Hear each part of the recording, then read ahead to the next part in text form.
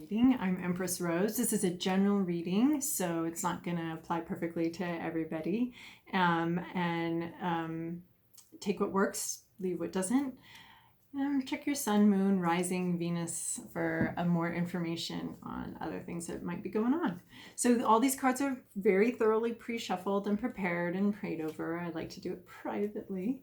So anyway, but they are prepared. We're going to start with the Oracle of Mystical Moments deck, which is going to give me an intuitive vibe of where we're going with our reading. All right, what do we have for our favorites, Cancer? No. Oh my gosh. Why did I keep shuffling? This is a lot. We're going to take these two as our primary. We have Morning Dew Girl. This is showing up a lot. There's a lot of depression going on right now. A lot of crying, a lot of sorting out our more difficult emotions. And she's here to gather your tears. You're halfway through a difficult emotional situation. You're about partway through that. So you're having some depression, some grief.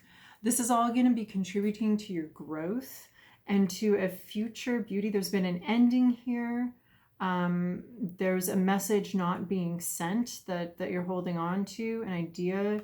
You may have I don't know how to phrase this, but a spiritual companion, a guardian angel, something like that with you right now. And there's going to be a lot of growth and tranquility. You're heading towards a place of tranquility here. But in the meantime, there is just a lot of grief, a lot of depression, a lot of sadness. Here we have the House of Flowers. I really adore this card because we have this plain seeming exterior, isolated in a house, on a hill. So it's very plain looking, but inside we're having just this riot of flowers, of life, of beauty. And I'm seeing just the beauty here too. Something here caught my eye, these earrings, as far as like the beauty that can be found in our grief. But this is so full of life. So these cards are just two kind of separate things here, except for we've got the same giant flower theme. So there's a very large, beautiful presence with you right now, okay? I don't usually get that kind of message, but that's what I'm getting right now, is this sort of flower that's enveloping you, and maybe you can't see it or feel it right now. Here we have a companionship as well, and I feel like this woman, and normally I feel the bird is a message or something, but I feel like they're companions. This is her parrot. So there's some sort of companion here, and there's your home is really starting to, there's something really beautiful going on inside of something, inside your home, inside your heart, inside your head.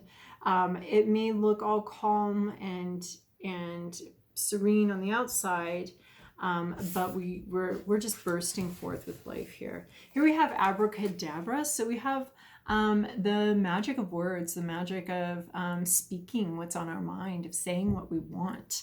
And this causing so much growth, just this riot of growth here. And she's touching the sky. Her magic wand is a star. So there's some sort of wish fulfillment, something coming to you, coming true. Here we go. I was expecting this card. I was not sure we were going to get it though. Here we have Pure Nature. So she is a rose. So we have these 3, 4 now absolutely enormous flowers. So the general reading of this card is a personal transformation, something that's changing, growing up, hitting some sort of emotional puberty or something. You're growing into this flower. You're blossoming into something really beautiful.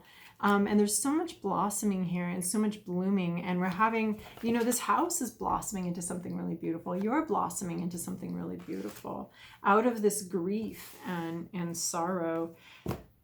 I forgot the name of this card. It's called Bloom. So there is just this you are blooming out of this grief, out of this sorrow, out of this even in this darkness, even in this difficult place, you are really blooming in unexpected ways, things you weren't expecting. And sort of this dream of who you thought you could be is coming true. Sometimes I think we have these, well, we have these desires of who we want to be and how we want to be. And we sometimes think of them as like, over here, I'm going to be this person someday, or gosh, I wish I was like this. And something's happened here where your wish is coming true, where you wish you were beautiful, and then you're starting to realize that you are actually, like, why did you wish that? Because you actually have that. You actually are that. You wish you were smarter, and then you come to realize actually you are smart. So we have these wishes, and I think they're actually like they can actually be acknowledgments of what we actually already do have. And where we're actually going. So there is this wish fulfillment. You're wishing to transform in a certain way, and you actually are. You're blooming and you're growing. You still are experiencing some grief, but it's literally just watering this transformation. It's very beautiful. Okay, so we're going to move to the Santa Muerte Tarot deck. These are all also prepared and shuffled and all of that. So here's your past, your present, your inner landscape, what's at issue, your environment, your to-do list, and your possible outcome. Don't usually see those two cards next to each other. Okay, in your recent past, you have this Empress. You have possibly a female presence. This could be you. This could be somebody you know. This is someone who's kind of got her ducks in a row. She's been through a lot. She understands, she's had some heartache, she's been cut, she's been wounded. She's transformed these wounds into personal power, and she has what she needs. She's sort of Mother Earth, and she's here to give you what you need. She doesn't speak a lot, but she kind of holds her, she can hold her own. She doesn't need to talk it out. She doesn't need to speak it to be it. She doesn't need to brag. She's got it. She can sit back on her throne, which she made out of her pain and suffering, like this morning dew girl. And she's transformed all of that into personal power. She's very self-possessed. So that was either you in the recent past, you found that place, you transformed into that person, or it's someone you know. In the present situation, we have an even more powerful card. We have the High Priestess. This is going within, to seeking out your intuition, or seeking out someone who's more knowledgeable, someone who's learning about new information. You're learning about things. There's not a lot of light here. The moon is a crescent. There's just a few candles. There's a lot of the unknown. Right now, you don't know what's going on. You don't know where you're at. You don't know what's going. You do have a key. You're reading about different types of locks, maybe that this key might belong to. Like, what can you open with this thing that you have?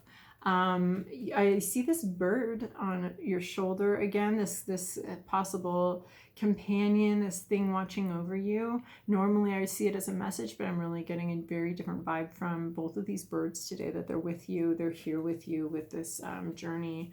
And so this is really a card of not knowing, a card of secrets, a card of someone having the secrets. And a card of learning. I feel like, it's not a page, so there's something really powerful about the learning you're doing. You're not just reading up on something, you're doing some sort of transformation, transmuting, pain into power. Maybe you got a glimpse of what this is what's possible here in the recent past and in the present. Or maybe you were self-possessed in the recent past, and then in the present you are bringing even more of that forward and deepening that personal power and deepening that maturity that you're going to be blooming into. In your inner landscape, you have the Devil. So there is something drawing you. This is not a scary card in this deck. In this deck, it is about inspiration. It's about the the intuitions, the things that pull us. Like I used to be a folk storyteller when I was younger. Like, what the hell kind of hobby is that? Like, who does that? At my age, when I was, a lot younger than I am now, but who does that? Where did that come from? I don't know. I don't know why I was doing it. I don't know. It just drew me. That's all. So this is talking about those passions that maybe don't even make sense to other people, aren't in your age group. It's just kind of strange how we get pulled places. So this is about an inner passion, and it's a string that's pulling you forward to do something passionate and creative, and you don't necessarily know what it is, but it is part of your path, and it's part of what you're here to do. So you're exploring this in your inner landscape. What is this thing that's going to bloom within you? What is this thing that's being pulled? How come it doesn't make sense to you? How come it's not this obvious thing that everyone your age is doing, or everyone your I don't know why I'm getting that so strongly here, but so I think that's a message for somebody, that everyone else is doing. It's not like it's trendy. It's not like it's just just everybody's doing it, so I'm doing it. It's like this thing where you're like being called into this unique path. And there's just so many flowers in this deck, and oh my gosh, this is so like the Pisces reading. You've got so many of the same cards, and you have the same card in the same place. So, but I'm not going to say the dorky thing I said in the Pisces reading. I'm sorry. I will not be that dorky again. I learned my lesson. Okay, at issue here is this King of Pentacles. So we have this King of Pentacles. He's arrived. He has his chest full of gold. So I'm saying you don't have a chest full of gold. You don't have you're not looking, you're not feeling flush in abundance. You're not feeling this money. I mean, I'm seeing this like abundance here, but you're not seeing how you can have the resources. You're not seeing that you have the resources to grow like this. But I'm telling you that these tears that you've been crying and this depression you're going through somehow is going to bring you into resources somehow. I don't know how. That's not making sense to me either. So, but you're feeling like you don't have the resources, and the feeling that you don't have the resources can actually be more of a hindrance than the actual resources you have. Not being able to see the resources you have, not being able to see, the help that you have, that's just right there waiting for you to pull it, to pluck it, not being able to see, that you have these words that can transform a situation. You have the words, not being able to see what you have, not feeling like you don't have everything you need. And I think this card is saying that you do have more that you need than you think. So don't, invented scarcity or imagined scarcity is worse than scarcity itself. Not going out to dinner saying, oh, I want to, but I don't have the money. When you do have the money, it's not going to cause a financial problem today. It's not going to be a big issue. So go out for dinner. Stop with I don't have the money. I don't know how to do this. I don't know how to do that. Like, you might actually look at it a little more honestly than you have been. You might have the resources you need. There's probably, we're swimming in opportunities and resources. Be they friendships or relationships. Don't use your relationships for money, of course, but you're not feeling like you have what you need. And this card is saying that feeling is actually what's creating a problem for you. In your environment, you have a person who is powerful, intelligent. They speak their mind. They know the rules. They're very intelligent. You have someone that can help you. I feel like this is the resource. You have someone that can help you, that has the information that you need, that you're seeking here. You're seeking this information. This is the King of Swords. You have a lot of powerful people present here. Even this like bride of wish fulfillment here. very powerful. So you have some powerful people around you that I think can help bring you forward on this path. And you're not quite seeing it, but they're there. This is saying that they're there. There is someone around you. If you're having legal difficulties, this is your lawyer you need to listen to. If you're having, spiritual difficulties, this is your spiritual teacher that's got some truth for you. This is your therapist that might be laying a truth bomb on you. This might be your boss who's wants to help you level up and is going to have something for you. Normally, I wouldn't necessarily take this as like this person that's going to help you, but because we've got this King of Pentacles in the reverse situation here, I'm thinking that you're not seeing quite the powerful intellectual help, the person that knows what you need to know. That is in your environment. And this is telling you that there is someone like that in your environment that you can turn to. And they're going to give you the truth. And not only the truth,